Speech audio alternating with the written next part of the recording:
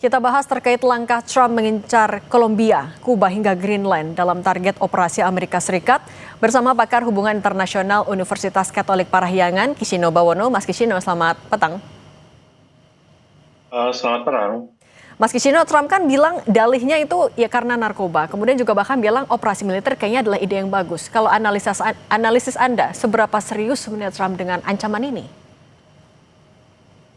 Gini ya Mbak, terkait Presiden Trump, nampaknya ini momen di mana beliau menunjukkan bahwa dari sekian banyak ancaman beliau, retorika beliau bahwa dia akan menyerang sana sini dan semacamnya, ini nampaknya momen di mana dia menunjukkan kita memang bisa capable untuk melakukan apa yang kita ancam, gitu ya. Nah, kemudian pertanyaan selanjutnya yang lebih penting daripada ini mungkin adalah mengapa ini dilakukan, gitu sih. Dan kalau menurut saya mengapa beliau melakukan ini pada akhirnya dengan contoh di Venezuela ini lalu mengancam Greenland, Kolombia dan tempat lainnya,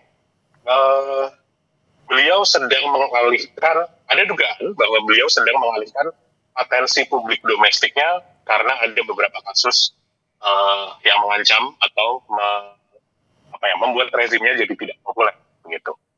Tapi kalau melihat ya setelah Venezuela, ada Kolombia, Kuba, Meksiko juga bahkan dibilang harus bertindak sesuatu. Trump ini sedang merencanakan apa? Dia mau menyasar apa di negara-negara Amerika Latin? Oke, kalau di negara Amerika Latin yang bisa kita lihat adalah sejarah dari Amerika itu memang punya intervensi atau punya pengaruh banyak di sana, gitu ya. Nampaknya yang saya baca gitu, beliau sedang ingin menyasar pihak-pihak yang dianggap sebagai musuh. Kalau Venezuela ini dia dianggap ada kedekatan dengan Iran, ada kedekatan dengan Hezbollah serta kemudian Hamas. Tapi kalau kemudian ke negara-negara lainnya seperti yang tadi sudah disebut, ini nampaknya ya beliau ingin menekankan bahwa kalian rezim-rezim yang potensial ini menjadi musuh kami, tolong itu kemudian kalian ya jangan berisik lah kasarannya. Ikut dengan perintah kami, ya ini basically menunjukkan bahwa Amerika itu adalah ya top dog-nya, Amerika itu adalah aktor paling kuat di kawasan, jadi patuhlah dengan kami. Tapi kalau soal penguasaan minyak, sumber energi lainnya, itu juga jadi motif terselubung kah? Yes. Ada dugaan bahwa itu juga menjadi motif terselubung karena ketika melakukan penangkapan terhadap Maduro, penculikan terhadap Maduro, presiden penggantinya itu pun juga sudah bilang, mengindikasikan bahwa Venezuela akan bekerja sama dengan rezim AS. Salah satunya yang kemungkinan adalah untuk masalah eksplorasi minyak. Kalau sampai nyinggung Greenland juga, bilang penting untuk pertahanan. Ini kan semakin luas area-areanya yang disinggung. Ini bentuk Amerika Serikat juga sedang mencoba imperialismenya kah?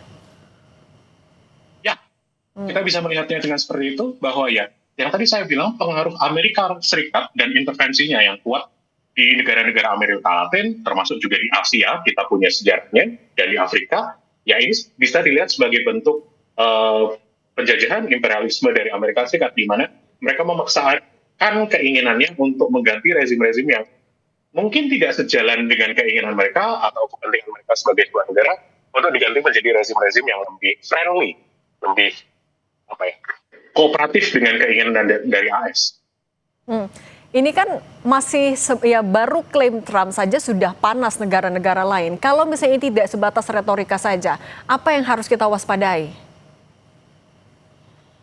Yang harus diwaspadai adalah unpredictability-nya dari Presiden Trump. Beliau memang suka berbicara, menunjukkan bahwa dia orang yang kuat. Dia presiden yang sangat berkuasa, baik di domestik maupun di luar negeri, gitu ya. Nah, masalahnya kuncinya adalah unpredictability-nya beliau ini. Jadi, kalau menurut saya dan beberapa teman-teman yang studi HI, beliau ini memang agak susah ditebak polanya beliau akan kayak apa, karena ya dia cukup volatile, individunya dia sangat pengambilan keputusannya seakan-akan itu dasarnya ya moodnya beliau sedang apa gitu sih. Pertimbangannya banyak, pertimbangan yang nampaknya individual. Ketika negara-negara unpredictable. Oke, Mas, ini ketika negara-negara termasuk PBB juga sudah mengecam sebenarnya. Tapi sejauh mana PBB ataupun juga negara lain akan bisa menghentikan ambisi Trump ini? Kalau kemudian ditanya seperti itu, rasanya realistisnya itu agak minim sayangnya, karena ketika kita bicara ambisi sebuah negara, apalagi negara adidaya seperti Amerika Serikat, siapa yang bisa menghentikannya?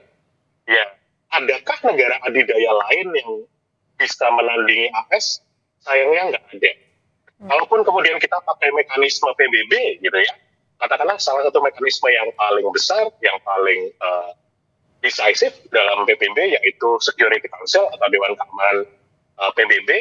Kalau pun mau ada keputusan mengambil terkait serangan Amerika Serikat ke Venezuela, Amerika Serikat kan ada di Dewan Keamanan punya kemampuan untuk veto. Jadi rasanya akan minim. Gitu. Kalau misalnya kemampuan untuk bisa.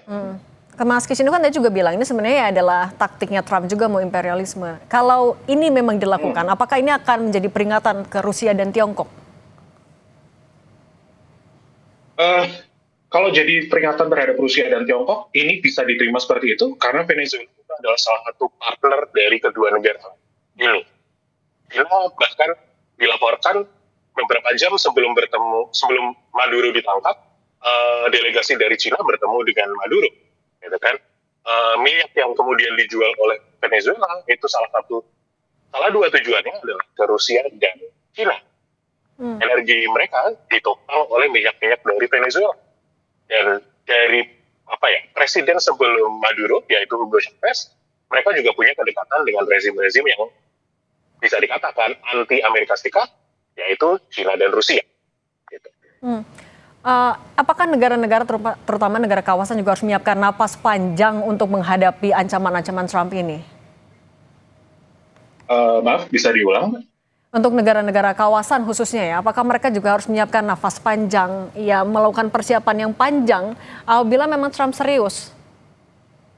Ya, nampaknya ini jadi ancaman regional, tentu juga ada faktor globalnya, tapi yang jelas negara-negara yang kemudian di Amerika Latin yang beliau Presiden Trump katakan dia ancam, ya ini yang nampaknya harus bernafas panjang. Salah satunya yang tadi diucapkan yaitu Kolombia. Kolombia itu kan mengkritik Presiden Trump atas tuduhan dari Presiden Trump bahwa Kolombia juga mensponsori perdagangan narkotika yang hingga ke Amerika Serikat. Nah, beberapa waktu yang lalu Presiden Trump bahkan mengancam dengan adanya bahwa Presiden Kolombia sebaiknya menjaga dirinya. Itu sih ya.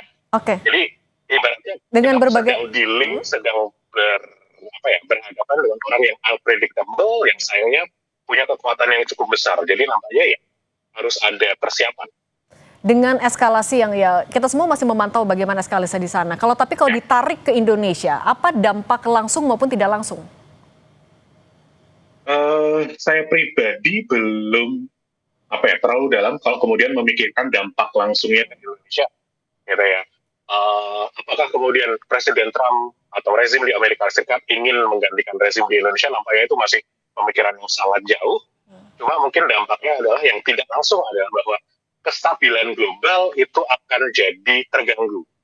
Pemerintah Indonesia kan seharusnya memikirkan bagaimana Indonesia bisa tumbuh, Indonesia bisa berkembang. Nampaknya itu kan hanya bisa terjadi atau idealnya terjadi ketika kondisinya stabil. Maka ya yang Kemenlu ucapkan bahwa patuhi hukum internasional, patuhi aturan internasional, ya nampaknya ajakan yang paling netral, yang paling positif dari Indonesia bahwa kalau kita kembali ke aturan main, Indonesia bisa berkembang dengan lebih damai, lebih positif. Gitu. Kalau bagaimana dengan sikap bebas aktif kita, apa yang sebenarnya harus ditonjolkan juga oleh Indonesia, apalagi dengan jabatan baru Indonesia yang nanti akan dikukuhkan tanggal 8 Presiden Indonesia sebagai Presiden Dewan HAM PBB? Tentunya apa yang Indonesia lakukan harus dilihat juga dari posisi Indonesia sebagai sebuah negara. Kita punya kekuatan daya tawar sebenarnya. Katakanlah kita memang masuk ke dalam jabatan tertentu di dalam PBB, di dalam organisasi internasional, tapi di akhir hari yang kemudian juga harus dilihat, Indonesia memang seberapa didengarnya di level internasional, gitu ya. Kalau agak skeptis, kalau agak pesimis, ya kekuatan Indonesia di level internasional masih cukup dikit, masih cukup tidak didengarkan. Maka kemudian apa yang bisa Indonesia lakukan ya, jangan bersuara sendiri, tapi mencari negara-negara yang bisa diajak untuk bersuara bersama. Jadi ibaratnya nggak cuma tidak cuma sendirian sebagai negara kecil yang bersuara, tapi rame-rame sehingga suaranya bisa diamplifikasi. Oke.